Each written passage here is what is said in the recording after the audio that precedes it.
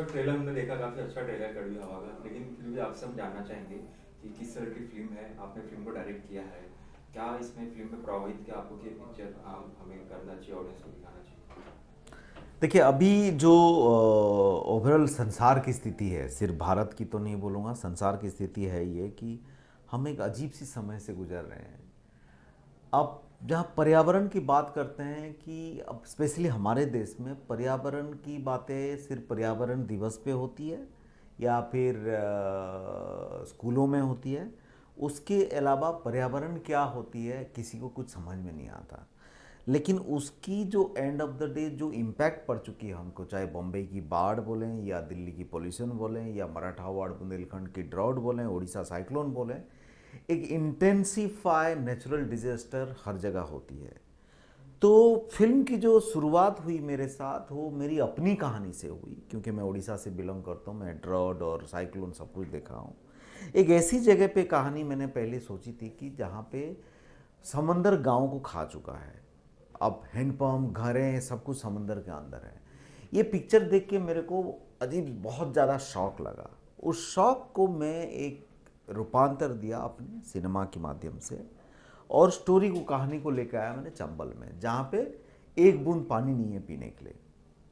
तो ये दो एक्सट्रीम वेदर की कहानी, एक जहाँ पे पानी बहुत है जिसकी वजह से लोग मर रहे हैं, जहाँ पे पानी नहीं है उसकी वजह से लोग मर रहे हैं, एक बड़ा इंटरेस्टिंग सी करके उस फिल्म को दिया। अब लोग पसंद कर रहे हैं, ट्रेलर 7 मिलियन क्रॉस कर जाती है। उसका कारण ये है कि एक तो लोगों को अच्छे कंटेंट, नए कंटेंट फिल्में अच्छी लगती है। उसके अलावा जब ऐसे मुद्दे पे फिल्म आती है जो हम रोज़मर्रा ज़िंदगी में जी रहे हैं, हमको मालूम है ये हो रहा है, लेकिन हम एक्सेप्ट करने के लिए तैयार नहीं है और उसके लिए कुछ करने के लिए भी तैयार नहीं है। अभी अगर देखेंगे दिल्ली पोल्यूशन हो रही है, दिल्ली पोल्यूशन नहीं रही है, हम एक्शन क्या है? एक्शन तो हमारे पास कुछ नहीं है। तो इस हिसाब से देखा जाए तो ये हमारे समय की एक बहुत ही इम्पोर्टेंट फिल्म है, जिसको मैं चाहता हूँ 24 नवंबर को फिल्म रिलीज़ है, मैं चाहता हूँ जितने से ज़्यादा ऑडियंस इसको देखें और एक शुरुआत हो बातों की कि हमारी स्थिति ये है और वो लोग सफ़र कर रहे हैं जिनका जीरो कंट्रीब्यूशन है कार्बन डाइऑक्साइड या carbon green house gas emission में। So I think it's a very important film. The film came in right time to talk about climate change की इमोशनल इकोनॉमिकल ओवरऑल इम्पैक्ट क्या है। Actors के बारे में sir जानना चाहेंगे, शुरू से ही आपके जहन में एक्टर्स संजय मिश्रा और रणवीर सूरी थे या फिर बाद में? नहीं नहीं, डेफिनेटली एक्टर्स तो देखिए, अब ऐसे 3 कलाकार हैं फिल्म में जिनका मतलब आप जिनकी आप एक्सप्लेन नहीं कर सकते ये कलाकार कैसे हैं। संजय मिश्रा, रणवीर शोरे और तिलोत्तमा सोम हैं, जिनकी काम आप सब लोग देखें हैं और I think this is one of their best performance, I can guarantee on that. Film में सर दो सीन नजर आ रहे, एक तो ड्रॉट की नजर आ रही है फार्मर्स को लेकर, और दूसरी तरफ बाढ़ आया कर रही होती है उड़ीसा में। तो कहीं ना कहीं फिल्म दो भागों में बटी हुई है। तो आपसे जानना चाहेंगे इसमें सोल्यूशन भी दिखाया गया कि खाली जो इफेक्ट हुए हैं उस पर चर्चा हुई है? हम एक कहानीकार हैं, हमको कहानी बोलते हैं और उसके अलावा हम कुछ नहीं बोल सकते। कहानी में हम मुद्दा को लेके आते हैं, लेकिन सॉल्यूशन तो हम लोगों के हाथ में, सॉल्यूशन सरकार के हाथ में है। हम solution as a film maker को कभी दे ही नहीं सकते। सेंसर बोर्ड से जानना चाहेंगे, सेंसर बोर्ड से किस तरह का आपको रिस्पॉन्स आया है? देखिए, सेंसर बोर्ड तो ऑलवेज, मेरे फिल्मों में ऐसा कुछ होता नहीं है and I think it's a film for the society, तो सेंसर बोर्ड का कोई ऑब्जेक्शन ऐसा है नहीं। लोकेशन की बात करें तो कहाँ कहाँ रियल लोकेशन में कहाँ कहाँ? रियल लोकेशन चंबल में शूट किए हैं, जहाँ पे आपको देख के प्यास लगेगा ऐसी लोकेशन है, क्योंकि उसकी जो रुबाब है लोकेशन की, जो रुख है, वो कड़क नज़र आती है। कंटेंट सर काफ़ी अच्छा है आपका, तो ऐसे में तो कहीं ना कहीं अगर आप किसी बड़ी स्टार या सेलिब्रिटी को अप्रोच करते तो पिक्चर और अच्छी नहीं, ज़्यादा मेरे कुछ लिए ऑडियंस तक सिनेमा जाती है। में बड़े स्टार छोटे स्टार कुछ नहीं होता है। जो रोल को जस्टिफाई करता है मैं उसी को लेता हूँ और आई थिंक इस फिल्म के लिए तीनों जो कलाकार हैं वो सबसे बेहतरीन परफॉर्मेंस किए। क्या लगता है कहाँ तक मतलब फिल्म बजट में कहाँ तक जा पाएगी? अब वो तो हम भी चाहेंगे 100 करोड़ हो जाए, बट अब लोगों को कितना पसंद आती है, कैसा लगता है, ये फ्राइडे को पता चलेगा। और क्या क्या नज़र या फिर क्या क्या देखने के लिए सीन्स फिल्म में? देखिए, फिल्म में जो बहुत बड़ा मुद्दा देखते हैं वो है कि आपकी अपनी निजी ज़िंदगी में जो हो रही है रोज़मर्रा की ज़िंदगी में वही चीज़ नज़र आएगी, लेकिन पहली बार आपको थप्पड़ देके जाएगी कि ऐसे भी हो रही है स्थिति और हमको समझ में नहीं आ रहा है। ठीक है, ऑडियंस से क्या कहना चाहेंगे फिल्म को लेकर? मैं ऑडियंस से ये कहूँगा कि आप अगर 200 रुपये की टिकट काट के आते हो, सिर्फ एंटरटेन करके नहीं छोड़ती, बट आपको जब घर जाओगे बढ़िया सा गिफ्ट दे के जाती है कि आप दुनिया में किस तरीके से जी रहे हो और किसके ऊपर आपको सोचना चाहिए, क्योंकि अगले 10-15 साल में ये फिल्म को अपने महत्व, ये फिल्म की महत्व नहीं समझ के 10-15 साल में हम अगर एक्शन नहीं करेंगे तो शायद कुछ भारी चीज़ अपनी ज़िंदगी में आने वाली है। और हम सब we are almost living at the edge, कभी कुछ भी आके हमको ख़त्म कर सकती है। काफ़ी रियलिस्टिक फिल्म है, तो जानना चाहेंगे सर आपसे कितना ईजी या डिफिकल्ट रहा आपके लिए इसको स्क्रीन पे उतारना?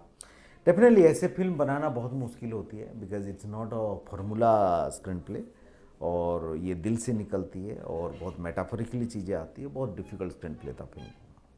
और फिर नेक्स्ट प्रोजेक्ट्स नेक्स्ट मेरी एक चिल्ड्रन फिल्म है हल्का बोल के, जो म्यूजिकल फिल्म है, उसमें अभी काम चल रही है, सुन भी ready. ANIINS ready sir. Hindi के इंग्लिश? हिंदी। सब हिंदी? इंग्लिश में भी कर लो थोड़ा यार।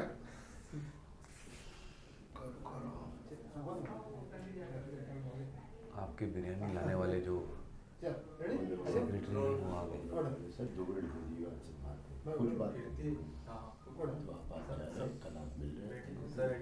हाँ भाई सर ट्रेलर हमने देख लिया, काफी अच्छी ट्रेलर है। ट्रेलर में संजय सर नजर आ रहे हैं, एक तरफ गर्मी से और बंजर धरती से जूझते नजर आ रहे हैं, एक तरफ आप है सर। केबल अंदर से अगर ले लेंगे तो ठीक रहेगा। अरे मैं लगा देता हूँ, चलो।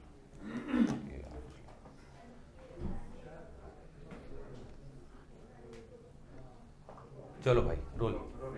ओके सर, तो काफी अच्छा ट्रेलर है, देखा हमने। एक तरफ संजय सर है एक सीन में जहाँ वो गर्मी को और बंजर धरती को लेकर लड़ते नजर आ रहे हैं, दूसरी तरफ आप है जो बाढ़ से लड़ती हुई नजर आ रही है। फिर भी आपसे एक बार जानना चाहेंगे आपके लिए किस तरह की फिल्म रही है? किस तरह की फिल्म रही है? मैं सवाल नहीं समझा कि किस तरह की फिल्म, किस तरह का एक्सपीरियंस रहा फिल्म को लेकर आपका? बहुत मज़ा आया फिल्म बनाते हुए। मुश्किल था लेकिन स्क्रिप्ट बहुत अच्छी थी, को एक्टर बहुत बढ़िया हैं, डायरेक्टर बहुत बढ़िया थे, टीम बहुत बढ़िया थी, तो बहुत मज़ा आया फिल्म बनाते हुए। हालांकि हमने बहुत मुश्किल हालात में फ़िल्म बनाई, 48-50 डिग्री में धौलपुर में शूट की फ़िल्म, वो भी गर्मियों की पीक में, पीक समर में। तो मतलब समझ लीजिए भारत की सबसे गर्म जगह में शूट कर आए हम लोग एक डेढ़ महीना। बट स्क्रिप्ट अच्छी हो, रोल अच्छा हो, डायरेक्टर अच्छा हो, वो एक्टर्स अच्छे हों, तो वो सब तकलीफ़ें कुछ नहीं लगती, मज़ा आता है। सर आप कुछ कहना चाहेंगे? सेम सब कुछ वैसे ही अच्छा एक्सपीरियंस रहा, और हम दोनों बड़े फॉर्चुनेट एक्टर हैं कि इस तरह के सब्जेक्ट में हमें कास्ट किया गया, और वाकई में आप फिर रोल के बारे में जानेंगे, क्या कैरेक्टर है आपका? मेरा रोल आप पहले बोलिए। मैं कैरेक्टर एकदम नॉर्मल सा एक इंसान है जिसकी बस आंखें नहीं हैं, और बूढ़ा किसान, फार्मर मतलब पुराना किसान रह चुका है, लेकिन अब किसानी भी नहीं होती, खेती भी नहीं होती because of the water. And उसके बाद जो उसकी सर्वाइवल की ज़िंदगी है कि किस तरह से वो जी रहा है अपने फैमिली और अपने बच्चों के साथ। मैं प्ले करता हूँ एक बैंक लोन रिकवरी एजेंट, जो कि बहुत ही यहाँ वही एरिया में जो काम करता है जहाँ सूखा पड़ा हुआ है बुंदेलखंड में, जहाँ पर इनका गांव है, और उस गांव में बहुत जो फार्मर्स हैं वो लोन्स के तले दबे हुए हैं। तो ये एक लोन रिकवरी एजेंट बनकर वहाँ आता है, और ये बहुत ही आप कह लीजिए निर्दयी और रूथलेस और रिलेंटलेस तरह का लोन रिकवरी एजेंट है। ये जहाँ भी जाता है वहाँ 2-4 लोग किसान आत्महत्या करते ही हैं, बिकॉज ये इतना रूथलेस है। ये मेरा कैरेक्टर है। तो ये इन दोनों कैरेक्टर्स के बीच का जो कॉन्फ्लिक्ट है, कैसे उनका जो रिलेशनशिप है, ये फिल्म का सेंट्रल प्रेमिस है। काफ़ी अच्छा रोल प्ले किया आपने, हालांकि फिल्म में देख ली फिल्म? नहीं सर, ट्रेलर देखा हमने, काफ़ी ट्रेलर में अच्छा काम, काफ़ी रियलिस्टिक ट्रेलर। अच्छा, उम्मीद करते हैं कि हिट हो। फिर भी आपसे जानना चाहेंगे सर, आपने संजय सर रोल जो किया है एक ब्रांड फार्मर था, तो कहीं ना कहीं आपको लगता है कि जो ऑडियंस थिएटरों में या मेगा सिनेमा में एसी के अंदर बैठे आपके फीलिंग्स, आपके इमोशंस को समझ पाई चिल्लाती भीड़ में? मुझे लगता है समझ जाएगी, क्योंकि ट्रेलर लोग देख के कई लोगों को प्यास लग गई, ट्रेलर देख के कई लोग चुप हो गए, तो इसका मतलब हम अभिनेताओं ने अपनी बात अच्छे प्रकार से, अच्छे ढंग से रख दी है। और अगर चंबल की, बीहड़ की गर्मियों तक हम अभिनेता या कैमरामैन या आर्ट डायरेक्शन या डायरेक्टर या कॉस्ट्यूम नहीं पहुंचा पाए तो फिर हम सक्सेसफुल नहीं हैं। वो गर्मी पहुंचाना ही हमारा मकसद है, एक रिलेशन की गर्मी और एक उस लोकेशन की गर्मी। आप काफ़ी रूथलेस नज़र आ रहे हो फिल्म में, ट्रेलर में देखा हमने, तो कहीं ना कहीं आपको लगता है आपका रोल जो है काफ़ी नेगेटिव, थोड़ा नेगेटिव है मेरा रोल, और ये पॉजिटिव कर रहे हैं, मैं नेगेटिव कर रहा हूँ, इसी से बैटरी चलेगी। नहीं, नेगेटिव और पॉजिटिव नहीं है, वो अपनी ज़िंदगी जी रहा है, उसके भी अपने एक स्ट्रगल है लाइफ के, गनू बाबू के, और वो अपना जीने की कोशिश कर रहा है, और उसमें कोई निगेटिव नहीं है। किसी को ये निगेटिव और पॉजिटिव ही हम बनाते हैं, आपकी आंख से वो निगेटिव है, मेरे आंख से वो पॉजिटिव, ग्रे शेड्स हैं, ग्रे शेड्स। आपसे जानना चाहेंगे आप दोनों से कि रोल को प्रिपेयर करने के लिए आपने क्या क्या तैयारी की थी? तू मेरी बता, मैं तेरी बताता हूँ।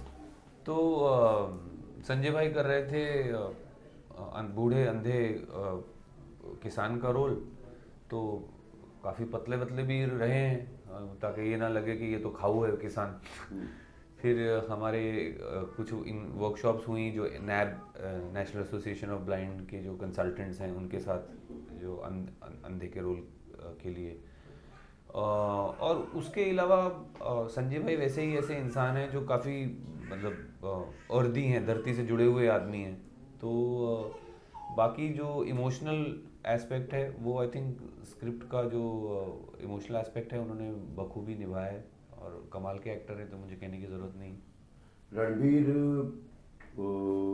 का बिल्कुल बैकग्राउंड उड़ीसा का है नहीं, कहीं से भी, कहीं से हवा भी नहीं गुजरती इसके उड़ीसा की। इसने बहुत बेहतरीन तरीके से जो भाषा, जो एक उड़िया का टच है उसमें, उड़ीसा के भाषा का वो जो टच है बहुत बेहतरीन तरीके से, और थोड़ी देर बाद जो इसने जितनी भी मेहनत भाषा को लेके की थी, वो मुझे कहता भी था कि आपका तो चलो कम से कम इलाका है, मैं बिल्कुल उड़ीसा वाली भाषा, लेकिन पूरी फिल्म में ये कहीं से रणबीर शोरी दिखता नहीं है, ये दिखता है गन्नू बाबू ही।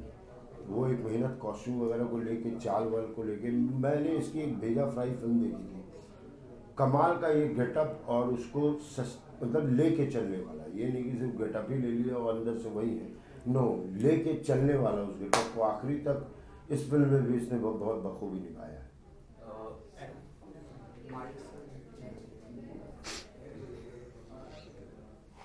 माइक तो ऐसा लाओ यार जो तंग ना करे यार।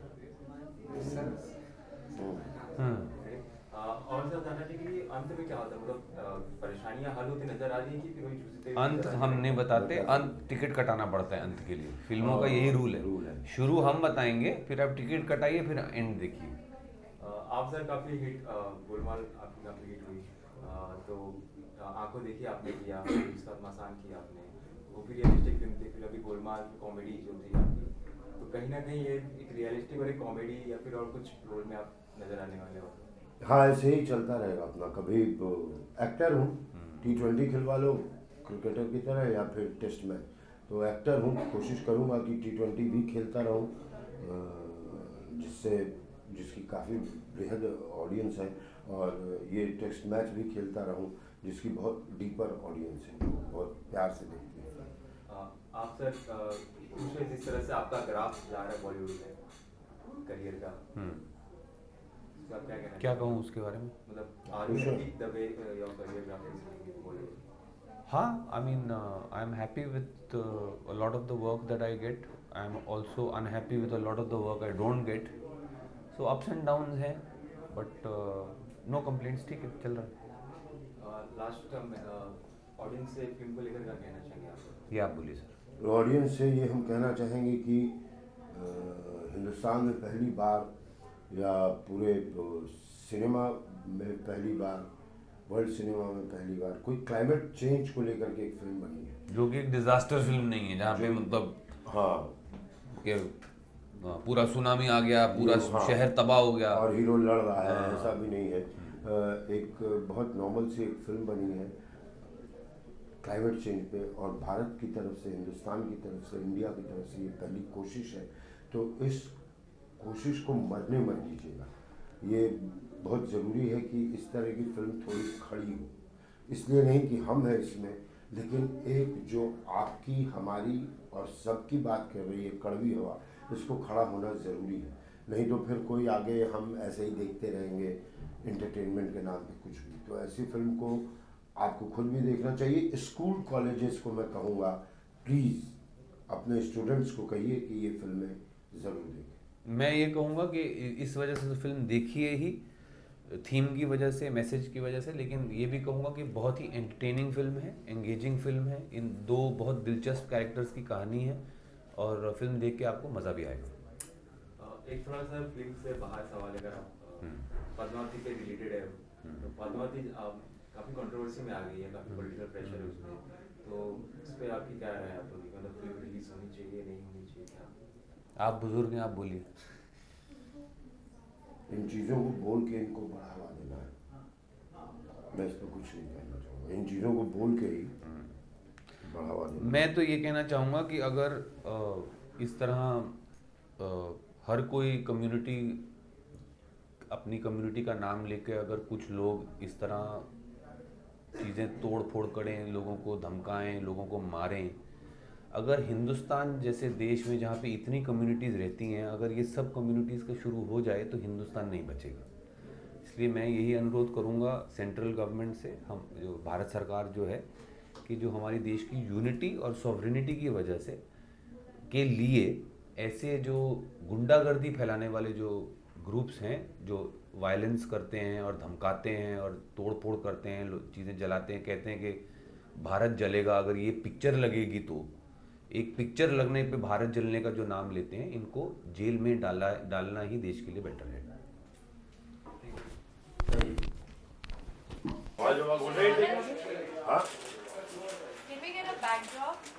यार बट है नहीं ना, ये हुआ ना तेरा, तो यहाँ पे स्ट्रेट लुक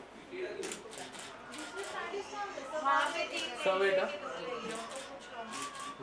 हाँ सब वेट,